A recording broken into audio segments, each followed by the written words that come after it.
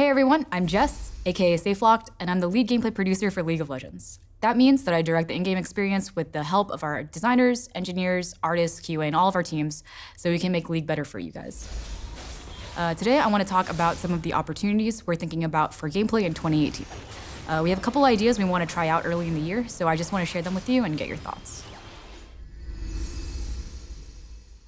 So first things first, over the past few months, we've been able to see a lot of you guys experimenting with Runes Reforged, which has been really fun to watch. Some of you are having fun with super cheese builds, some of you are finding new effective builds daily, and you keep surprising us with some of the stuff you're discovering. The team has been working on updating Runes for a really long time, so it's great to finally see it in your hands. Going forward, we want to keep supporting Runes and make sure it's still providing you engaging options in the pregame. As you keep getting more comfortable with the system, we'll focus improvements on areas which aren't getting as much use. As an example, right now we're not seeing a lot of players get excited by the Resolve path.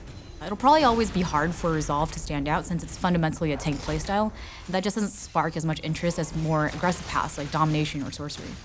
So we're thinking about ways to solve this, specifically by adding a better option for bruisers within the Resolve path based on feedback we've heard from you guys. Inspiration is another path that stands out. We were always expecting it to be a bit of an oddball niche path. That said, some of the keystones in the inspiration are confusing and difficult to succeed on, so we'll likely be revisiting some of them and making some more attractive options. We're already looking into Unsealed Spellbook. You guys have had a lot of conversations about it, and we have too. There's a lot of hoops you have to jump through to use it effectively, so we'll see what we can do about it. So the second thing I want to talk about is revisiting our patch cadence for gameplay changes. What we're planning on doing is having a big gameplay patch every 4 weeks, followed by a smaller patch 2 weeks later. So the big gameplay patch would have systemic changes like item and rune changes, along with some gameplay updates and the usual balance stuff. And the patches after that would be focused on smaller changes and addressing anything weird that pops up, like totally busted champions. We hope this will let us spend more time on your balance changes, which in turn will hopefully lead to higher quality changes that are more digestible for you guys. We'll revisit this plan if it's not really working out and give you guys a heads up when we do.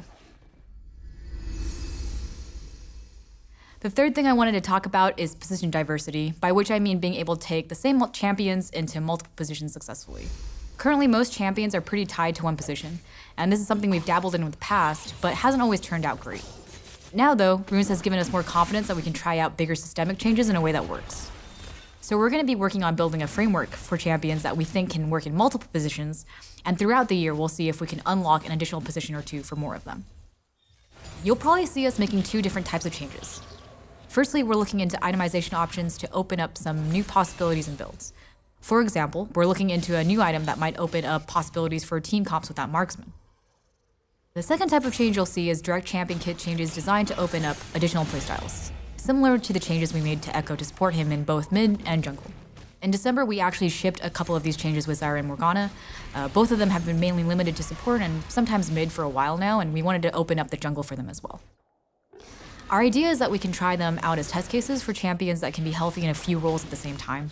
So far, we've been pretty happy with the results, other than Morgana coming in a bit overpowered. We're trying to be really careful with these changes. We don't want to force a champion out of one position into another. We're really trying to open up more options for players to try. These are just the first few things we're going to be focusing on in gameplay early in 2018. We'd also really like to hear about your thoughts on where we think we should focus. We'll continue posting on the Nexus, and if you like these kinds of videos, we'll try and do more of it as well. Thanks for watching, and let us know what you think.